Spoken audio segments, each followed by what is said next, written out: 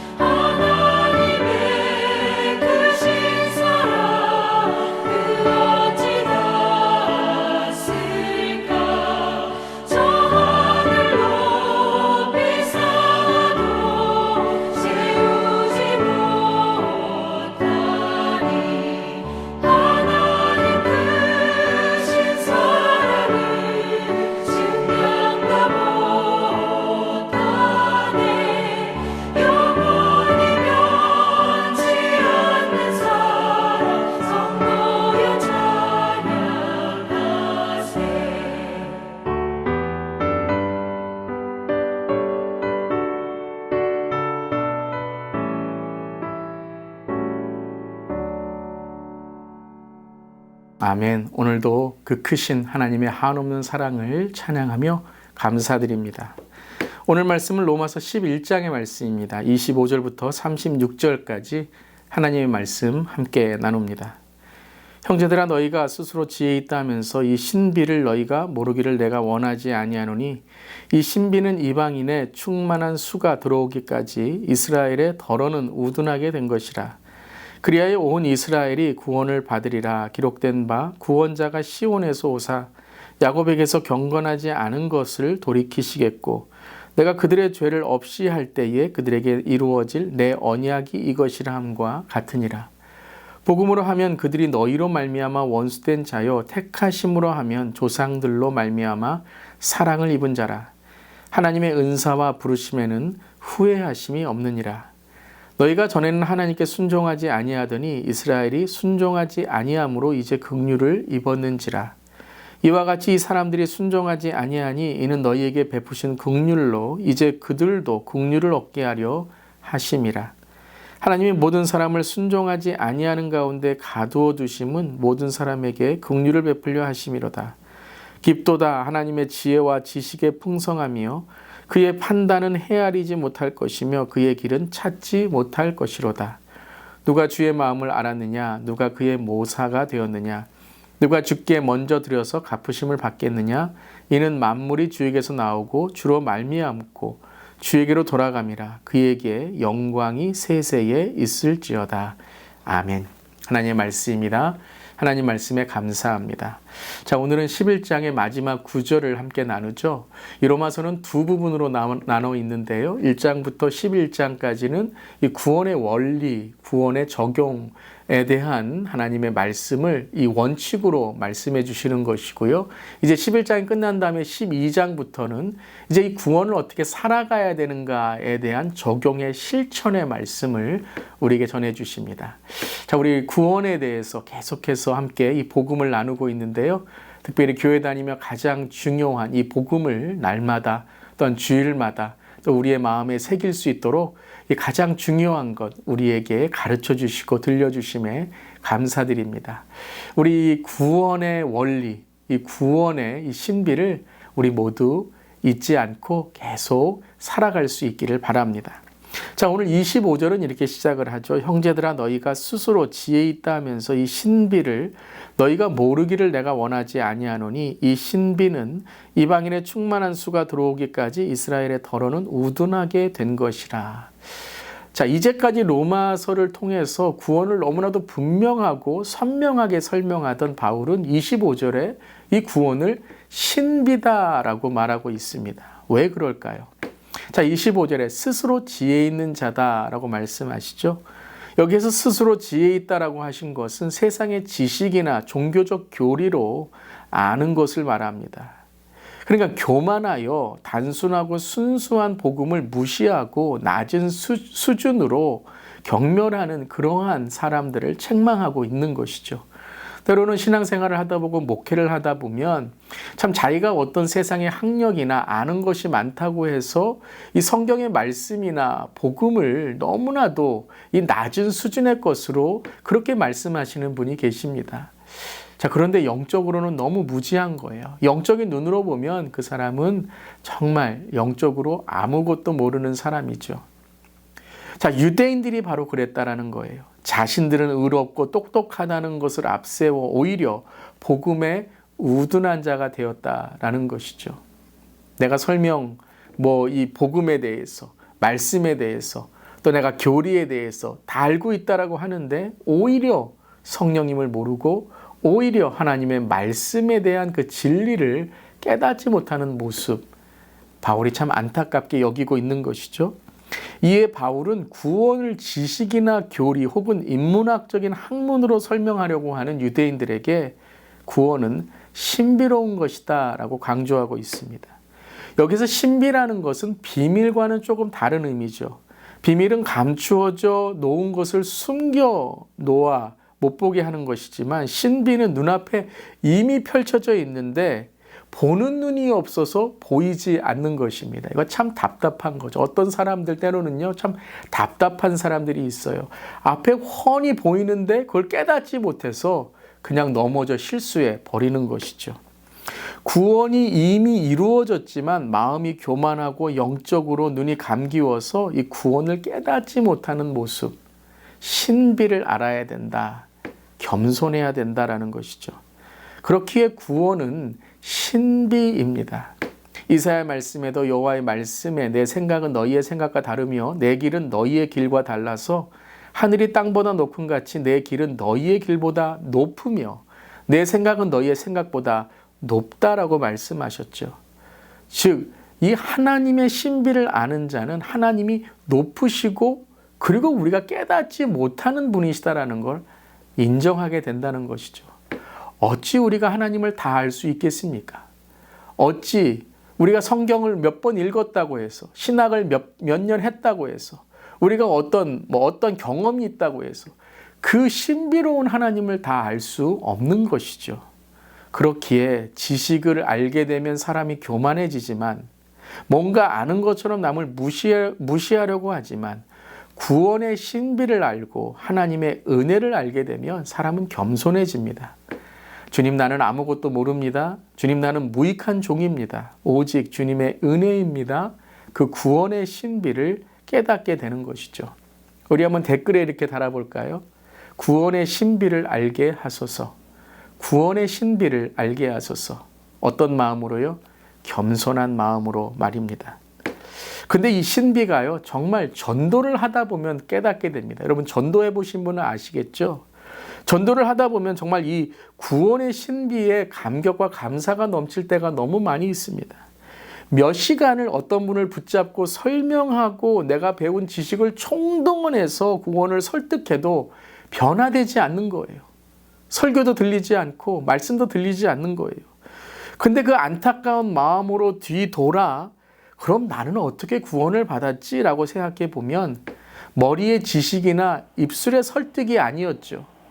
마음으로 회개하고 입으로 고백하고 주님을 내 삶의 진정한 구주, 구원자, 주인으로 모시게 되니까 그때부터 구원의 신비가 깨달아지기 시작하는 것이죠. 사랑했더니 다 품을 수 있게 되었다라고 하는 어떤 사람의 말처럼 구원의 신비를 인정하게 되니 다 알 수 있게 되었구나라고 고백하는 것입니다. 그렇습니다. 신비롭구나. 깊도다.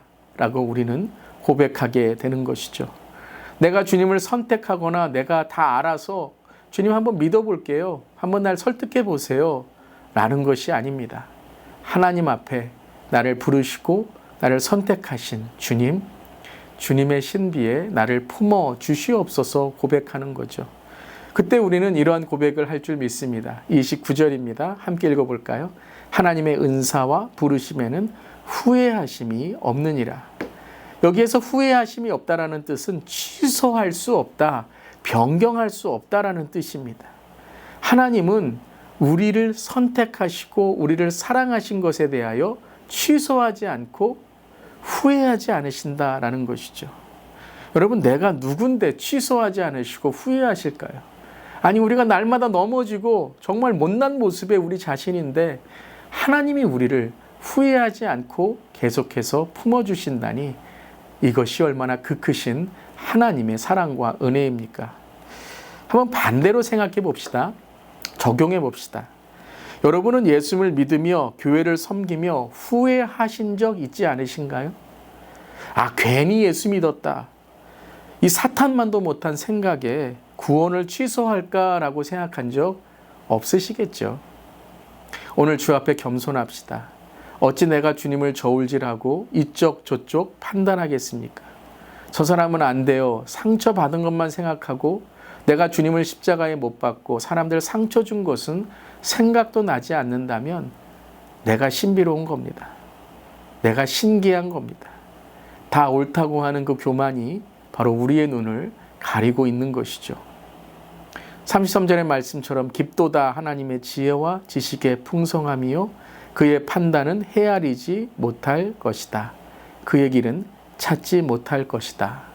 주님이 보여주셔야 보이고 찾을 수 있는 것입니다.